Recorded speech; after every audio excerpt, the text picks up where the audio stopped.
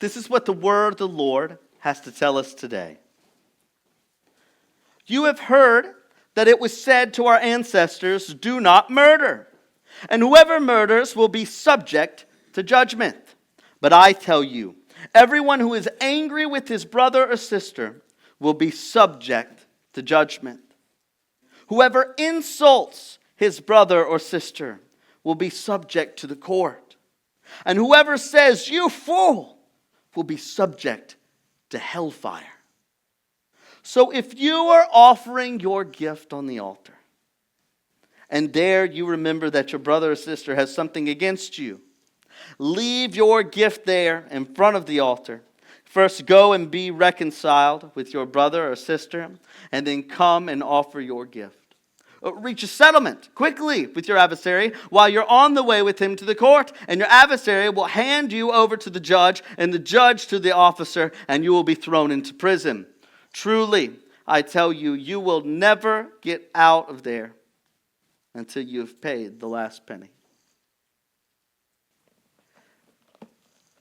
Today, we're looking at the first of many, what Jesus tells us.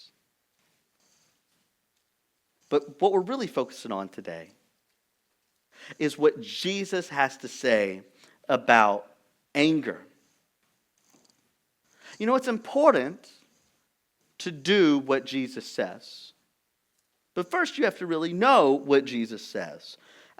This week I was watching a podcast, and there was a pretty famous guy. He was an actor who follows this Baha'i faith. And he and his guest, they start talking, and Jesus comes up. And this is what he has to say. He says, "No, I love Jesus," and this is a real quote, "I consider myself a Christian because of how much I love Jesus' teachings. But the resurrection or the details of who he was matter less to me than what he taught." Well, how can that be? Because he's not a Christian. He doesn't even really believe in the bodily resurrection when you start to look at his faith.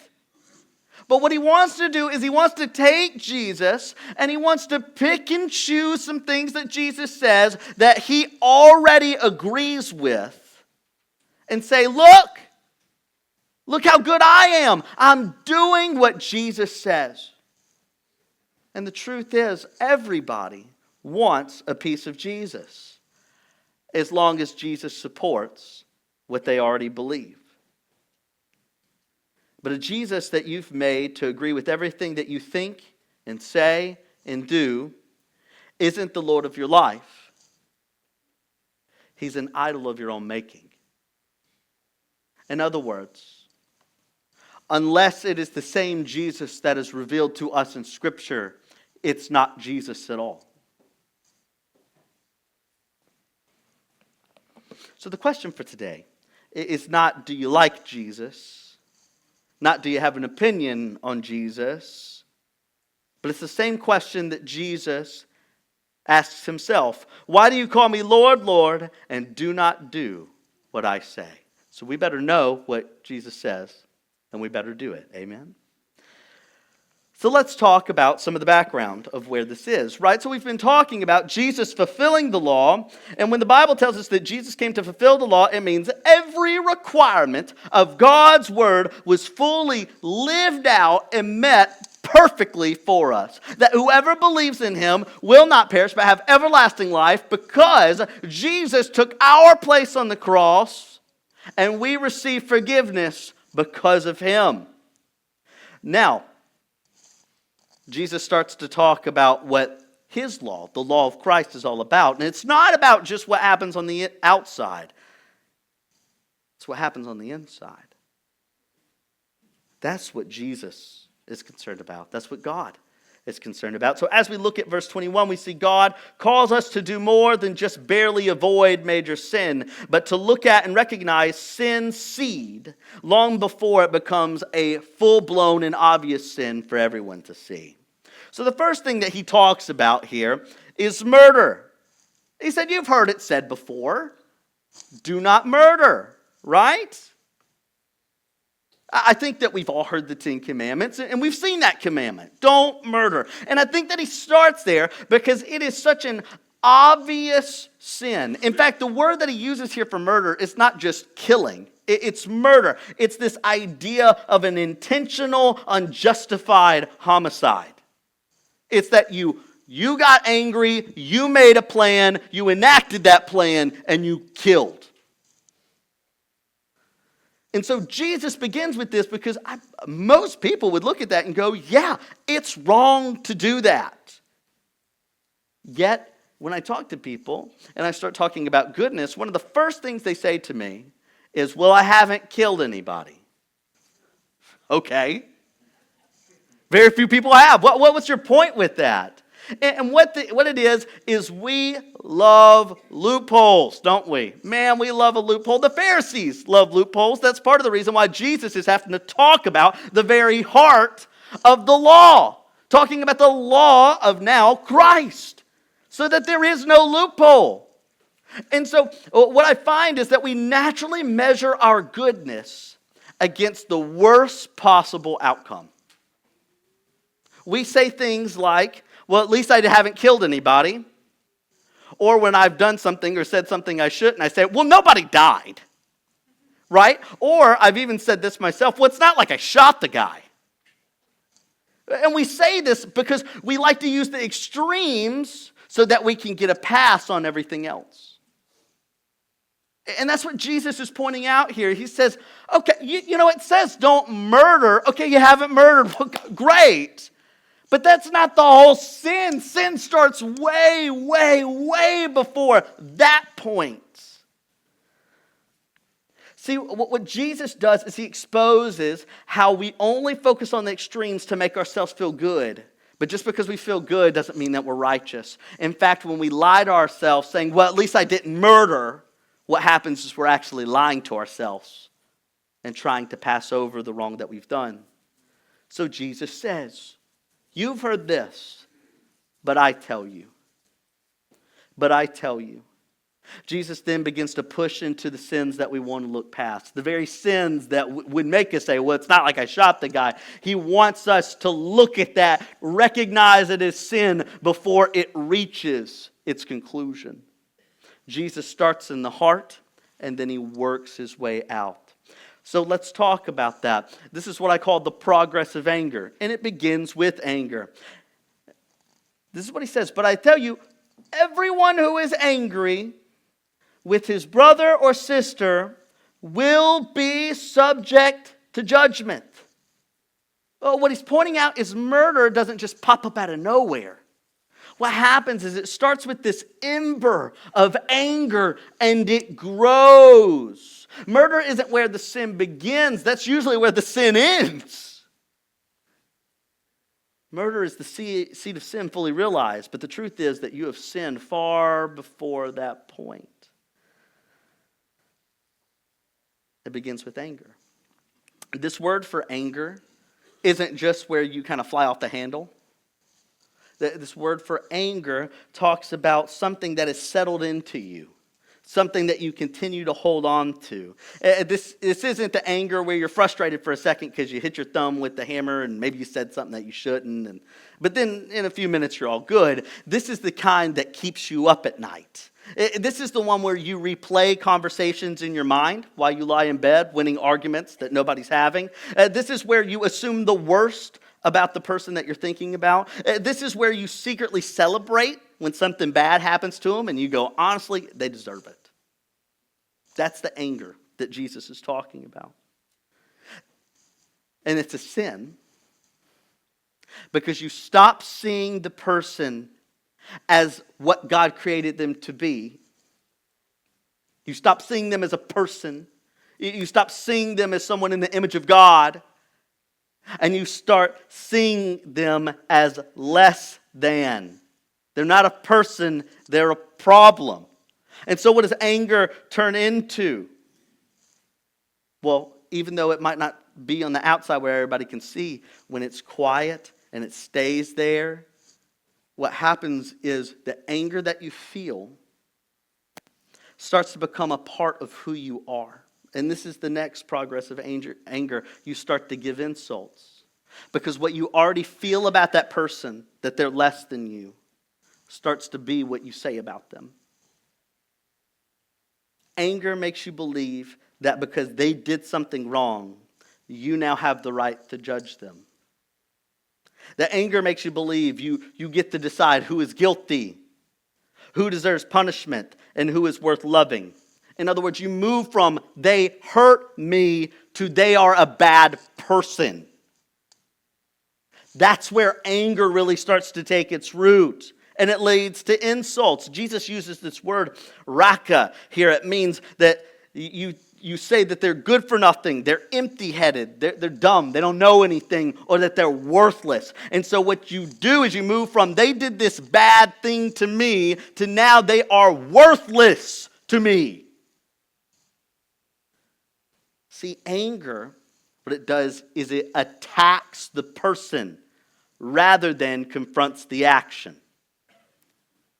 Anger says you did something wrong. By the time it gets to insults, you say there's something wrong with you.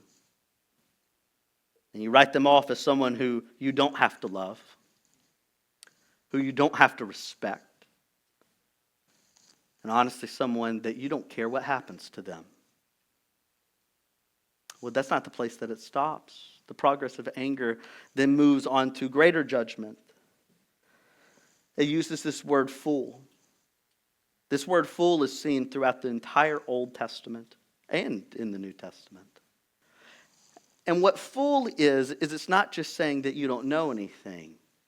It's saying that you are actually wicked at your core. You're wicked. That basically you're saying that you deserve God's judgment. So not only should I not like you, you don't even deserve God to love you. That you say you're no good, you're unredeemable, and that you're so dull you couldn't even accept God if you tried. See, murder doesn't begin with us attacking someone. Murder begins with anger that turns to insults, that turns to even greater judgment. Well, let me tell you, by the time that you do not think that they deserve mercy from Jesus Christ, you're not that far from murdering them yourself, because you have placed yourself in that place of judgment. But do not get this wrong. Just because you haven't put hands on somebody does not mean that you're innocent. You were guilty from the point that you were angry enough that it became a part of who you are and you made judgment on other people. That's where the sin begins. So, let me give a clarification. Is Jesus saying that you can never, ever, ever be angry? No. Anger is a real human emotion. Right? God doesn't try to suppress you to where you're emotionless. But what he wants you to do is, as Paul says, take every thought, and I'll add this, even every emotion captive to obey Christ. In other words, when you're sad, you don't throw yourself into depression. You give your sadness to God and watch how he redeems it. You feel angry. Guess what you do? You take your anger, you give it to God, and watch how he redeems it. What if I don't, Brant?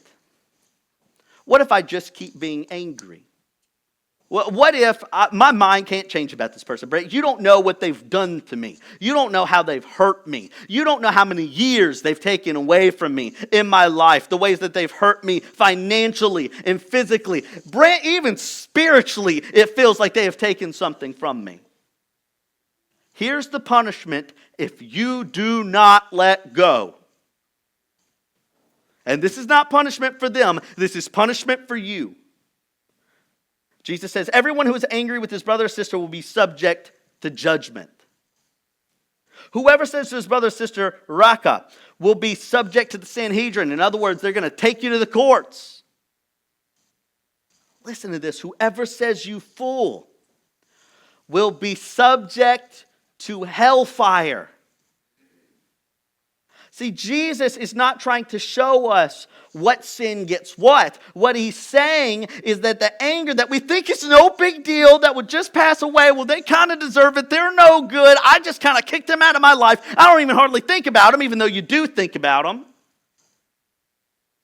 Jesus is showing the anger that we think is no big deal has real punishment waiting for it. Not when you put hands on them, before then. punishments like hellfire. Well, what should we do? How are we supposed to handle anger? Again, I said anger is a natural emotion. God's not trying to bottle you up and keep you emotionless. So what do I do when I get angry? Righteous anger turns to grief. Righteous anger turns to grief. Let me explain this. What even do I mean by grief? Grief is where the pain that we feel when something we love has been lost, damaged, or broken. And so instead of saying, this is wrong, someone needs to pay, when someone hurts us, we say, this is wrong, my heart is broken because they don't get it. It's not vengeance that you're wanting. It's reconciliation. You're not wanting to destroy them. That's what anger wants you to do. But when anger is turned from anger to grief, you don't want to destroy them. You want to heal them. That's the New Testament pattern of what should happen with all of our anger. That even when they hurt you, you shouldn't hurt them. You should hurt for them. Sin not only hurts others, but it hurts the sinner as well. And where anger demands an eye for an eye, grief wants restoration and wants healing.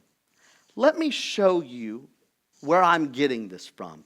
I think a good person to look at when we're trying to figure out difficult things is let's look at Jesus, right? He lived a perfect life. Everything he does is righteous and perfect. So let's see how he handles anger.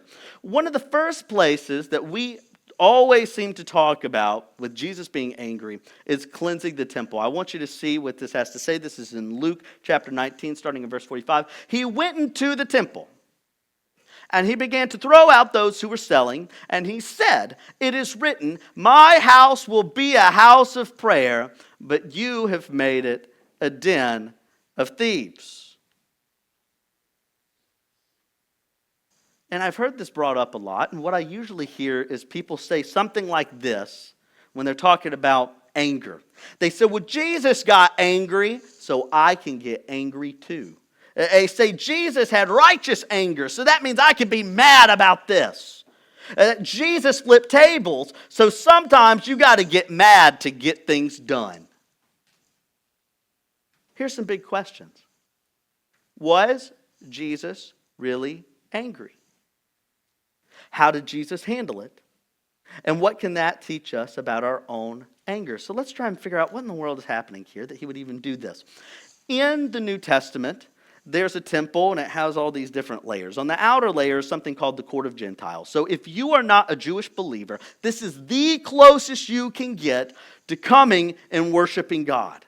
So these are people that want to worship God, but they're not Jewish yet. They haven't done all the steps.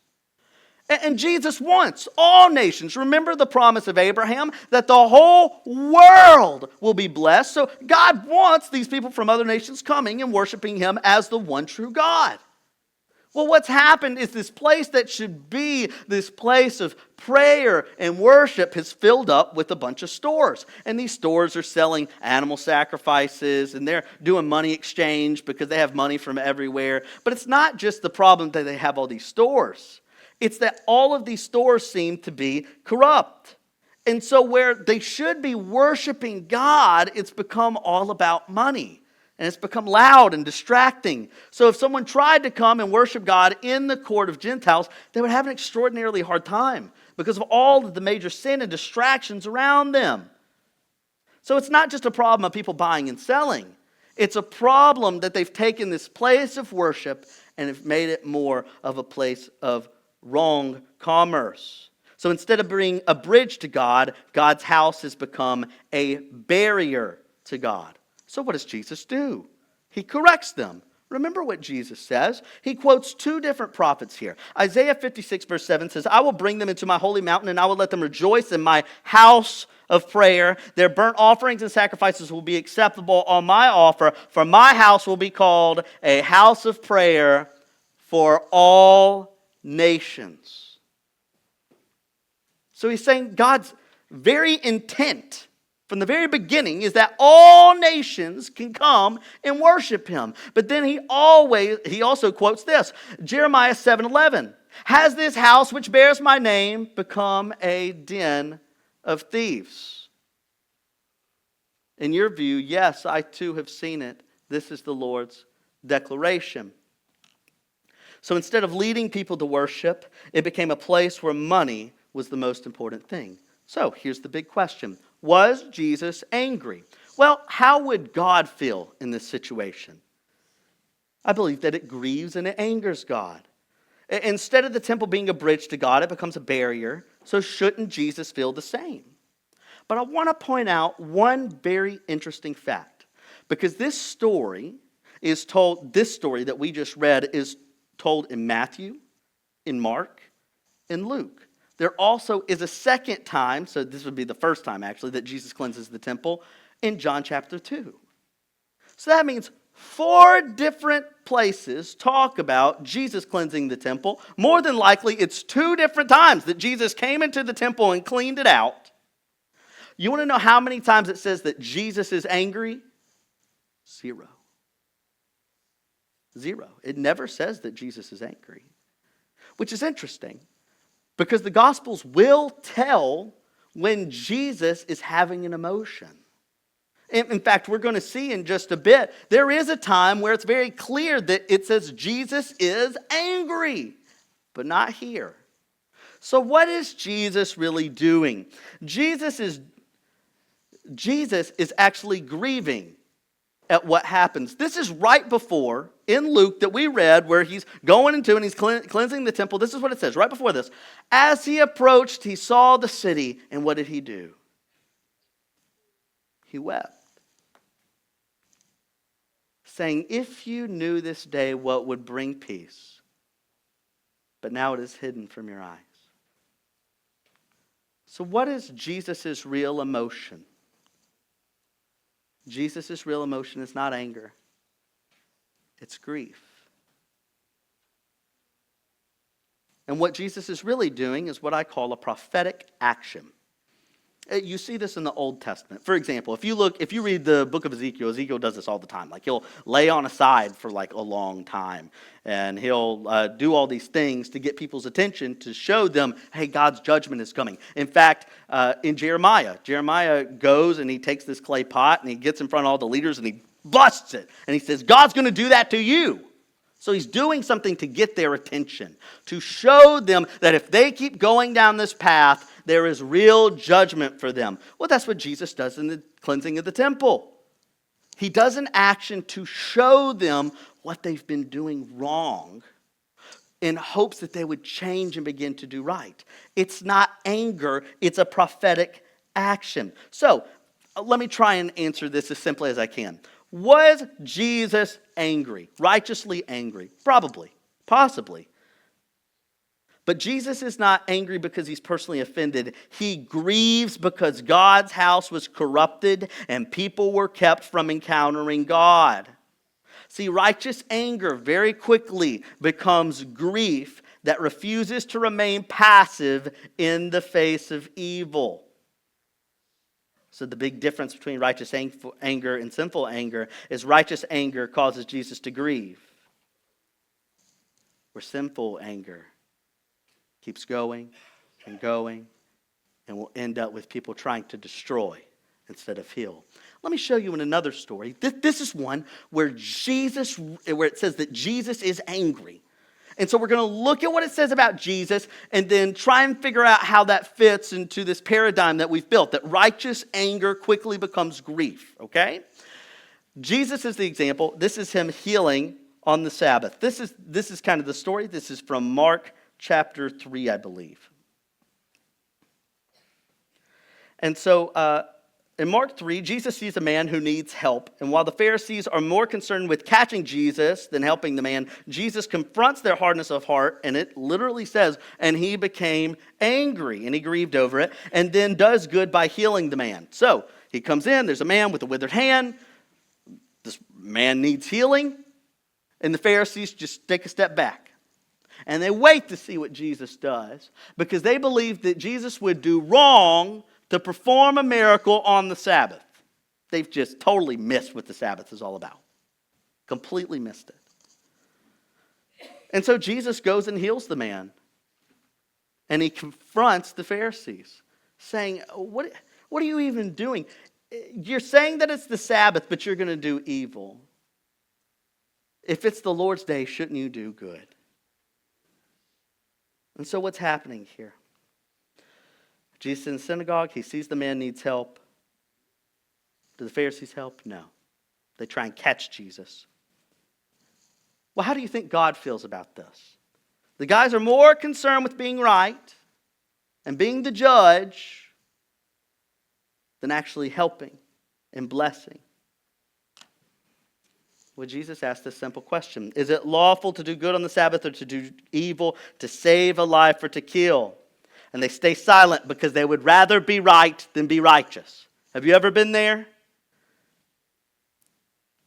You ever, I'm going to dig in a little bit. Have you ever had a tiff with your wife or your husband and you would rather be right than righteous? We've all kind of been there, right? Well, the Pharisees are stuck in the same boat.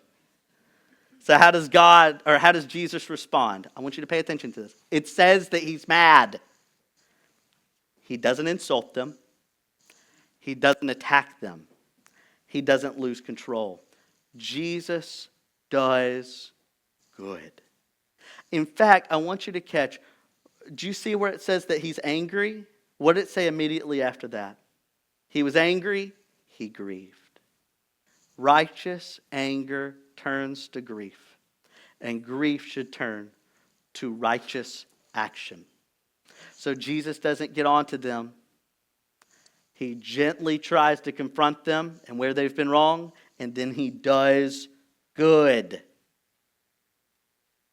Let me give you one more example. This is Jesus. He goes and these children want to come all around him. And the kids want to be around Jesus. And the disciples, they say, hey, get these kids out of here. They don't need to be around Jesus. He's too busy. Well, it says that Jesus becomes indignant. It's usually a word for he's pretty upset. See, this word for indignant means greatly displeased. And so he's mad at what's happening. And then he corrects them. Do you see this? He's mad. That mad turns to grief. The grief turns to righteous action. Listen to what he says. Let the little children come to me. Takes them into his arms, and then he blesses them. Righteous anger always becomes grief and always becomes righteous action, which is usually some kind of correction. So what should we do, church, when we feel angry? It shouldn't sit with us. It shouldn't fester in us. It shouldn't stay with us and keep us up at night. Whenever someone does something wrong to us, and we know that it's been done wrong to us, that should be turned to grief because they're hurting. Hurt people. Am I right? They're hurting, so they hurt me. And then you start to be empathetic. You go, man, they're hurting so bad they did this to me. That becomes grief. Then you try to take a righteous action. So what should we do? Jesus tells us 2 commands here. 1, go make it right. And 2, do it quickly. If you have anger, if you're upset, if you feel like someone's done you wrong, if you've done something wrong to someone, 2 commands. Make it right. Do it quickly. How quickly, Brant? Look at what he says. He says, before you even offer to God, Jesus says, you need to go make it right.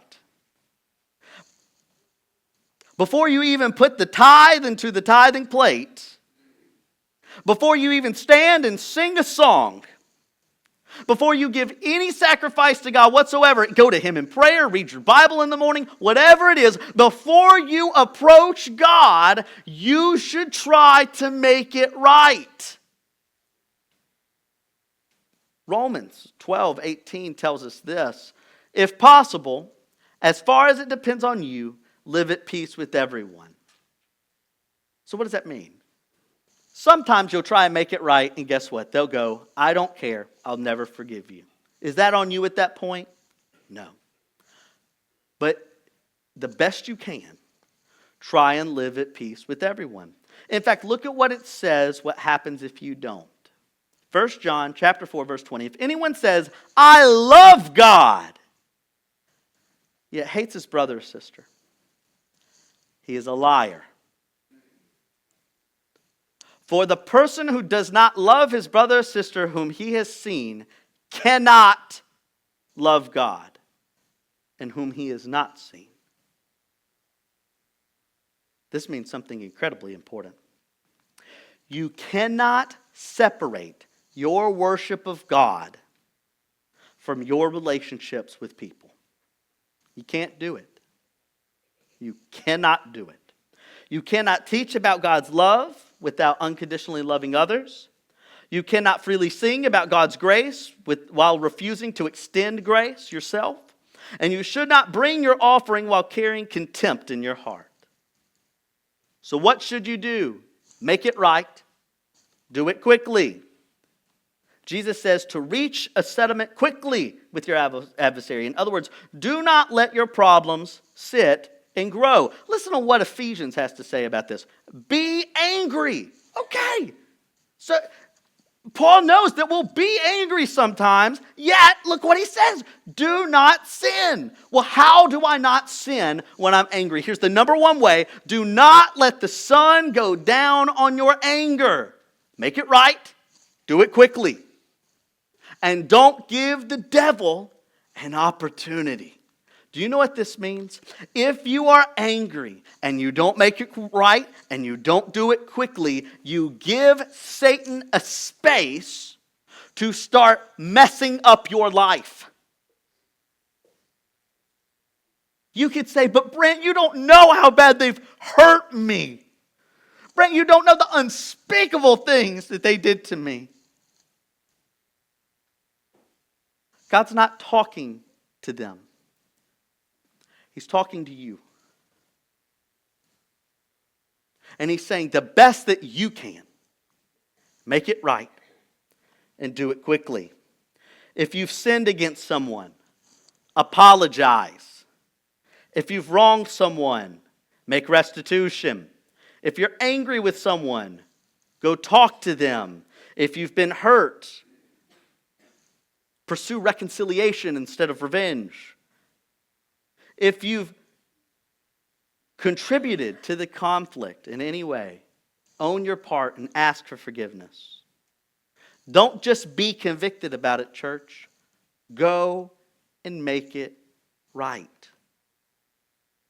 Here's the problem, and here's why you don't. Because we don't want to. There are some things that we would rather just honestly hold on anger for. That we don't want to forgive people. That we have pride and we still think that we are in the right, so we don't want to apologize. Jesus is showing us the kind of righteousness that his kingdom requires. He requires you to go make it right and to do it quickly. And there's no other way that we could do that except through Jesus Christ. So here's my main point. We need to turn anger into reconciliation. Or a better way to put this, turn anger into righteous action. Never should our anger seek to destroy. Our anger should always lead to grief, and our grief should always try to lead to healing. This is why Jesus says such radical things like, pray for your enemies. This is why Jesus, when he talks about persecution, he'll even say things like, if they slap you on one cheek, what do? You present your other. You can't control other people. You can't control where they hurt you, where they desert you. but you can control how you will act through it. And you better go to Jesus to be able to do that. Jesus doesn't want you to just not be a murderer. Jesus wants you to be the person that is constantly trying to heal. Jesus wants your anger to become grief and your grief to become righteous action. I've said that over and over again because I want that to stick. So when you get angry at your kid because they weren't listening, before you yell, I'm talking to me here. Before I yell, I need to grieve. I need to turn it to righteous action. When someone said something to you at work that hurt your feelings, anger to grief to righteous action. Even the things that happened 30 years ago that you try to bury, but it still comes up when you're laying in bed at night. You need to let go of the anger, grieve, and turn it to righteous action. So this is what I want you to do. I want you to pray for one person that you've pushed aside. One person that for whatever reason you've decided they're not worth my time. They've hurt you. They haven't done what you've asked. Maybe you've hurt them and you don't want to even think about it. So you've just pushed them to the side. I want you to pray about them every single day this week. Pray for them by name. And I want you to pray blessings on their life.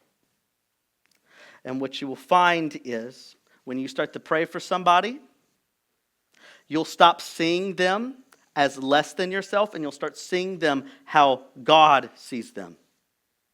Not worthless, but worthy. Not worthless, but invaluable. Not worthless, but someone that you should be back in relationship with.